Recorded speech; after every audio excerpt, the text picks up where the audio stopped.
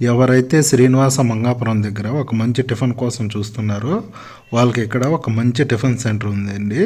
అదే మన Annapurna tiffin centre.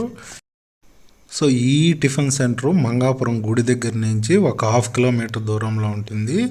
So ఈ టిఫిన్ సెంటర్ వాళ్ళకి కనీసం అన్నా 20 సంవత్సరాల ఎక్స్పీరియన్స్ ఉంటుంది.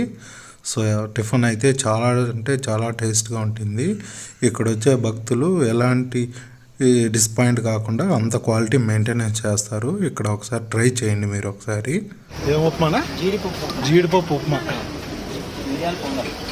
సో మిరియాల పొంగల్ ఇది